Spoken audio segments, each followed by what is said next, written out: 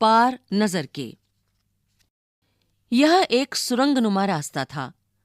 आम आदमी के लिए इस रास्ते से होते हुए जाने की मनाही थी, लेकिन छोटू ने एक दिन अपने पापा का सिक्योरिटी पास लिया और जा पहुंचा सुरंग में। फिर क्या हुआ? छोटू, कितनी बार कहा है तुमसे कि उस तरफ मत जाया करो। फिर पापा क्यों जाते हैं उस तरफ रोज रोज? पापा को काम पर जाना होता है। रोजाना यही वार्तालाप हुआ करता था छोटू की मां और छोटू के बीच।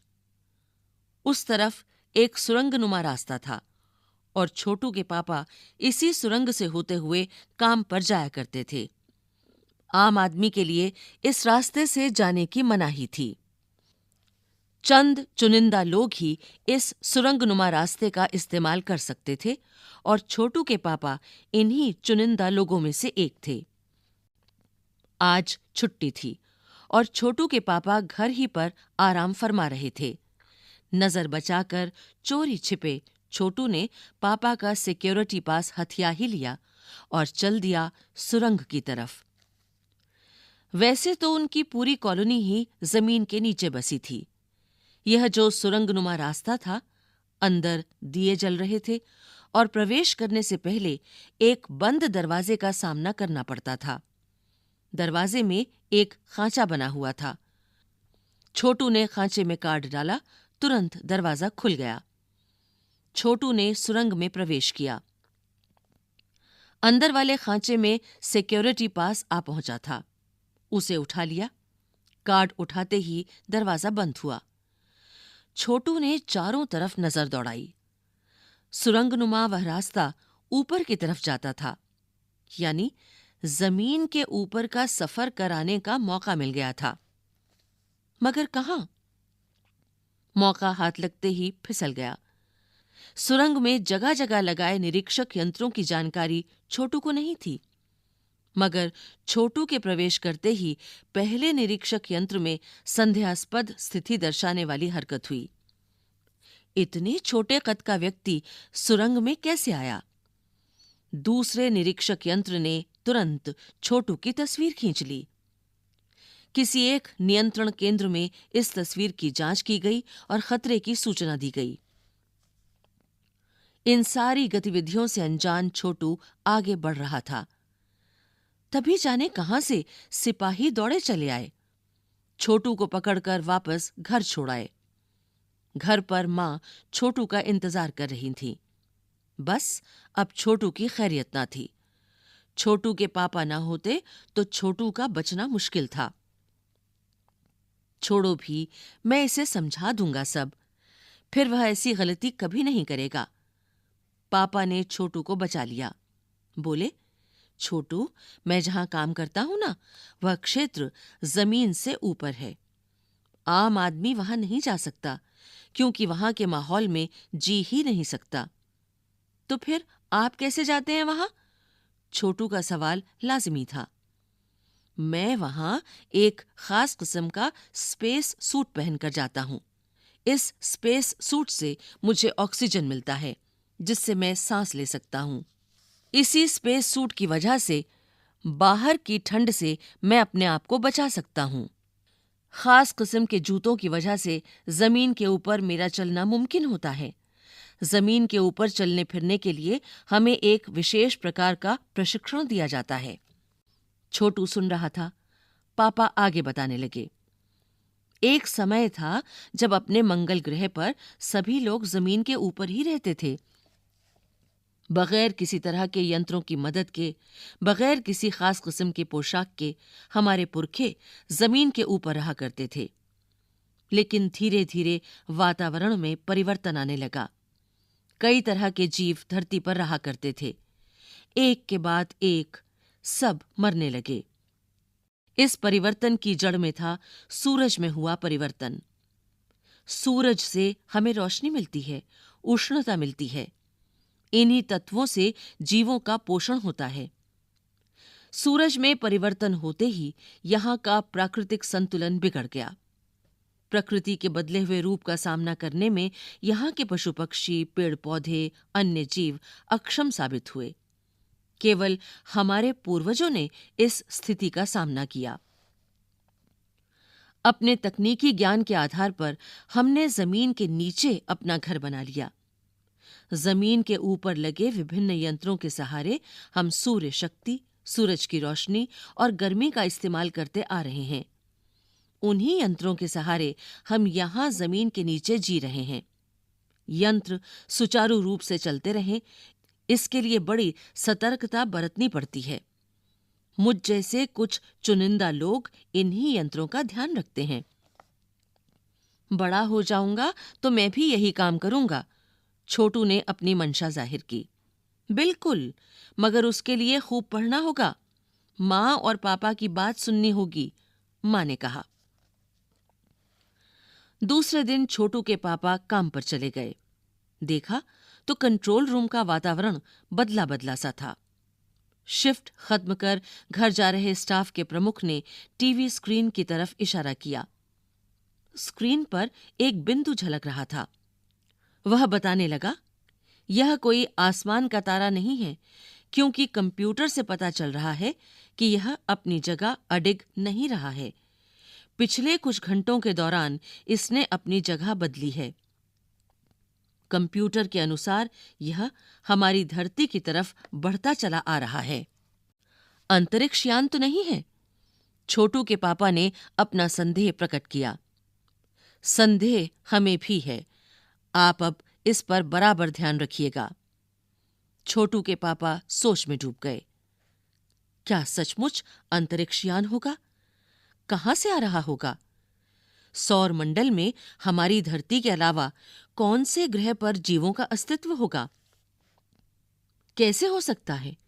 और अगर होगा भी तो क्या इतनी प्रगति कर चुका होगा कि अंतरिक्ष यान छोड़ सके? वैसे तो हमारे पूर्वजों ने भी अंतरिक्ष यानों, उपग्रहों का प्रयोग किया था, मगर अब हमारे लिए यह असंभव है। उसके लिए आवश्यक मात्रा में ऊर्जा तो हो। काश इस नए मेहमान को नजदीक से देखा जा सकता। हाँ, अगर वह इसी तरफ आ रहा होगा तब तो यह संभव हो सकेगा। देखें, अब अंतरिक्ष यान से एक यांत्रिक हाथ बाहर निकला। हर पल उसकी लंबाई बढ़ती ही जा रही थी। छोटू के पापा ने अवलोकन जारी रखा। कॉलोनी की प्रबंध समिति की सभा बुलाई गई थी। अध्यक्ष भाषण दे रहे थे। हाल ही में मिली जानकारी से पता चलता है कि 2 अंतरिक्ष यान हमारे मंगल ग्रह की तरफ बढ़ते चले आ रहे हैं। इनमें से एक अंतरिक्ष यान हमारे गिर्द चक्कर काट रहा है। कंप्यूटर के अनुसार ये अंतरिक्ष यान नजदीक के ही किसी ग्रह से छोड़े गए हैं। ऐसी हालत में हमें क्या करना चाहिए? इसकी कोई सुनिश्चित योजना बनानी जरूरी है। नंबर 1, आपका क्या ख्याल है? कॉलोनी की सुरक्षा की पूरी जिम्मेदारी नंबर 1 पर थी। उन्होंने कुछ कागज समेटते हुए बोलना आरंभ किया। इन दोनों अंतरिक्ष यानों को जलाकर खाक कर देने की क्षमता हम रखते हैं, मगर इससे हमें कोई जानकारी हासिल नहीं हो सकेगी। अंतरिक्ष यान बेकार कर जमीन पर उतरने पर मजबूर कर देने वाले यंत्र हमारे पास नहीं हैं। हालांकि अगर ये अंतरिक्ष यान खुद ब खुद जमीन पर उतरते हैं तो उन्हें बेकार कर देने की क्षमता हम में अवश्य है। मेरी जानकारी के अनुसार इन अंतरिक्ष यानों में सिर्फ यंत्र हैं, किसी तरह के जीव इनमें सवार नहीं हैं। नंबर 1 की बात सही लगती है। नंबर 2 एक वैज्ञानिक थे। वो बोले, हालांकि यंत्रों को बेकार कर देने में भी खतरा है। इनके बेकार होते ही दूसरे ग्रह के लोग हमारे बारे में जान जाएंगे। इसलिए मेरी राय में हमें सिर्फ अवलोकन करते रहना चाहिए। जहां तक हो सके हमें अपने अस्तित्व को छिपाए ही रखना चाहिए, क्योंकि हो सकता है जिन लोगों ने अंतरिक्ष यान भेजे हैं वे कल को इनसे भी बड़े सक्षम अंतरिक्ष यान भेजें। हमें यहाँ का प्रबंध कुछ इस तरह रखना चाहिए जिससे इन यंत्रों को यह गलतफहमी हो कि इस जमीन पर कोई भी चीज इतनी महत्वपूर्ण नहीं है जिससे वे लाभ उठा सकें।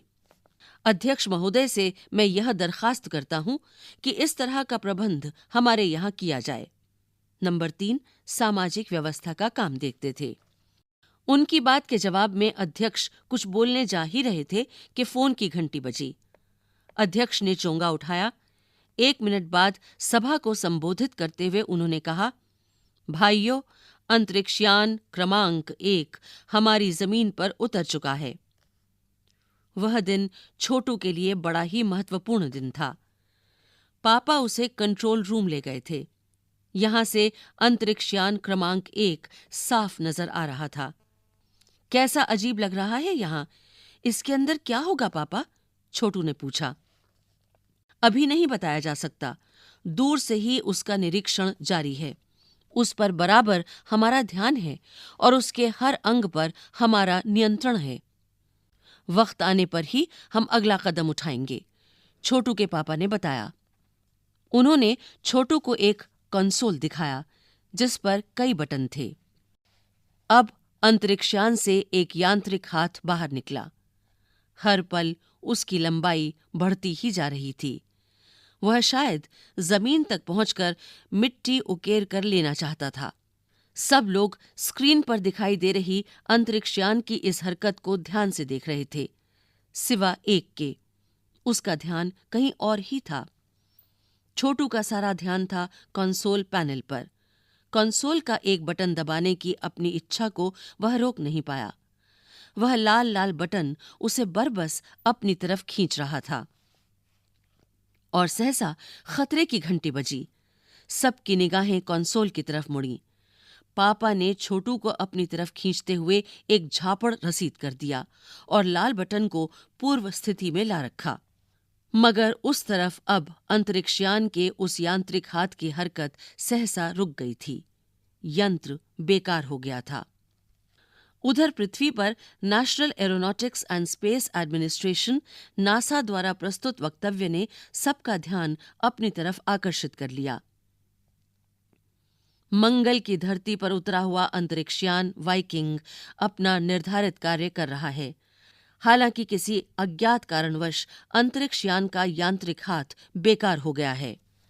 नासा के तकनीशियन इस बारे में जांच कर रहे हैं तथा इस यांत्रिक हाथ को दुरुस्त करने के प्रयास भी जारी हैं। इसके कुछ ही दिनों बाद पृथ्वी के सभी प्रमुख अखबारों ने छापा। नासा के तकनीशियनों को रिमोट कंट्रोल के सहारे वाइकिंग को दुरुस्त करने में सफलता मिली है। यांत्रिक हाथ ने अब मंगल की मिट्टी के विभिन्न नमूने इकट्ठे करने का काम आरंभ कर दिया है। पृथ्वी के वैज्ञानिक मंगल की इस मिट्टी का अध्ययन करने के लिए बड़े उत्सुक थे। उन्हें उम्मीद थी कि इस मिट्टी के अध्ययन से इस बात का पता लगाया जा सकेगा कि क्या मंगल ग्रह पर भी पृथ्वी की ही तरह जीव सृष्टि का अस्तित्व है। यह प्रश्न आज भी एक रहस्य है। लेखक जयंत विष्णु नार्लिकर। मराठी से अनुवाद रेखा देशपांडे।